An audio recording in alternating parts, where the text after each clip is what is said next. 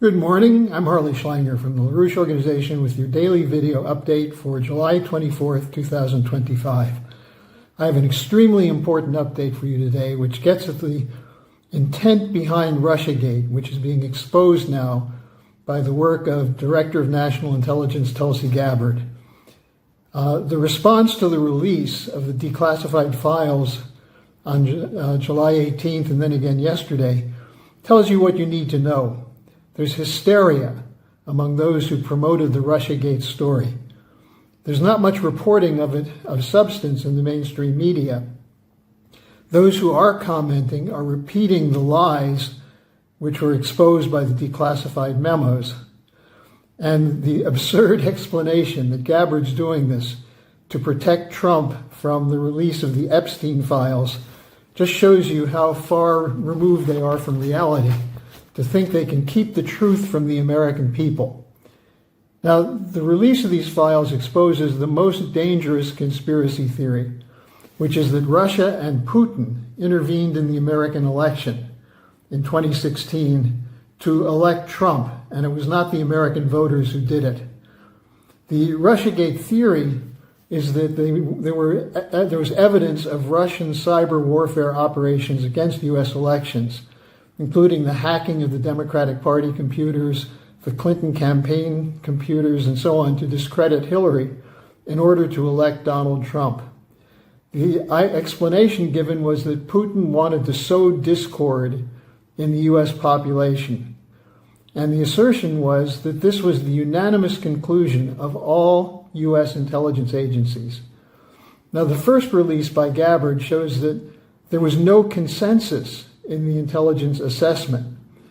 And this was made clear from the reports from the December 8th, 2016 meeting of the Presidential Daily Briefing, which said that Russia lacked the capability and intention to alter the election. That was in the official intelligence report. In response to that, a meeting was convened the next day of the Obama National Security Operation, including Brennan from the CIA, Clapper from the Director of National Intelligence, Comey, Victoria Nuland, and others.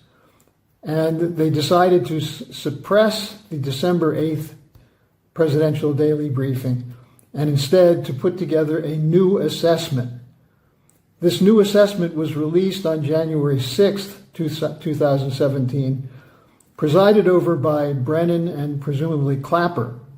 And they overruled the previous findings, which said that there was not consensus, which said that there were problems which had dissent from the report. And the new assessment asserted a Russian intervention to elect Trump. And it was backed by the Steele dossier, which has now been thoroughly discredited and should have been discredited from the start. Then yesterday's release included declassified report from September 18th, 2020 of the House Permanent Select Committee on Intelligence. Now, the committee report as a whole argues that there was evidence of Russian meddling. However, there was dissent in the report that said that the 2017 assessment was substandard and unreliable according to some officials. Now, Brennan rejected this criticism. Overall, the criticism was rejected. And instead, they put forward again the fabricated story to discredit Trump's election and to target Putin. Now, there's a lot more to come on this story. And I think it's important that you realize, and some of you know this, that from the beginning, we said that the intent of Russiagate was to prevent a rapprochement between Russia and the United States. The policy of the U.S. and the transatlantic region as a whole, after the fall of the Soviet Union, was to treat Russia as an enemy, not as a potential partner, despite the pledges of partnership made to Russia. The post-Cold War policy included the expansion of NATO eastward, even after it was said that would not happen, and the shock therapy policy, which was designed to break apart Russia and allow the full looting of its vast raw material resources. It included the coup in February 2014 in Ukraine. And following the coup, you had the arming and training of the Ukrainian military to prepare for war with Russia. In 2014, the statement from the U.S. was that the intent was to weaken Russia and continue to move NATO to the Russian border.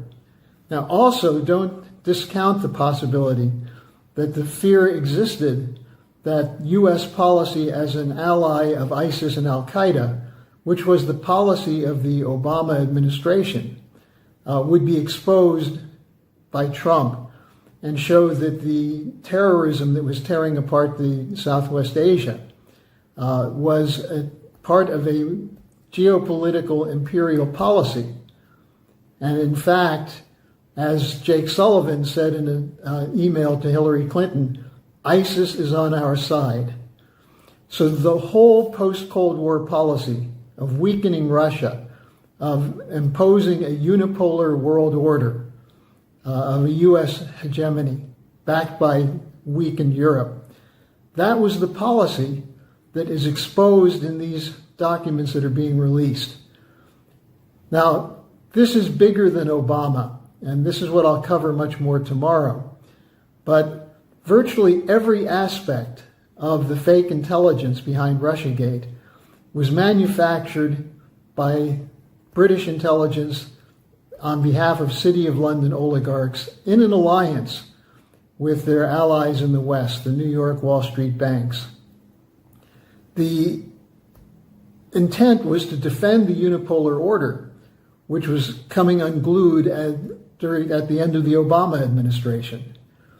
And this was the whole idea behind the Great Reset, and the fear that Trump would interfere with that the idea of a global banker's dictatorship was threatened by the election of Donald Trump and the commitment to the sovereign nation state. That's the real story, the underlying story that has to be told. So in summary, let me simply say that what's coming out now from Tulsi Gabbard is incredibly important. It exposes the repeated lies of the intelligence community and of the leaders of both political parties in the United States, the media, the think tanks, what was included in the National Defense Authorization Act after 2017, that Russia is not a potential partner but an adversary, as is China. This is the war party, and it stands exposed. And we can expect an even more harsh reaction to Gabbard and to Trump coming from this. Now, what were they trying to stop? The normalization of relations between the U.S. and Russia, which would put an end to the war in Ukraine, but would also end the U.S., UK, and European defense of a unipolar order, which is collapsing under the weight of debt and the hollowing out of the industrial economy. The only expenditures for the West now is for arms and debt. And the situation of deterioration in Western economies is going to become an increasing problem for the unpopular governments that are committed to this. So the ultimate goal of what we're doing and what I think Gabbard is taking the lead on is to end the post-war neo-colonial policy of permanent warfare. And what this means is moving to a new security and development architecture, as spelled out many, many years ago by Lyndon LaRouche. So don't accept the lies and the fakery of the mainstream media. Read the reports yourself. They're available to see. The corrupt political system is collapsing. It's intending to use war and chaos to maintain its control. This is a very big deal, and it's one in which the future of humanity depends on every one of you acting to make sure the real story gets out. And the real story is what we have. The next issue of the Executive Intelligence Review will have a full report on the Gabbard revelations. And you can subscribe to the EIR, you can subscribe to our daily alert. And you can take the statement which we've produced on the two-state solution for the Middle East, which is appended at the bottom of the description section of today's update. So we've got some work to do, but we now have allies. The truth is eventually going to come out, and that will give us the capability to bring down not just the so-called deep state, but the larger corporate oligarchic actors that run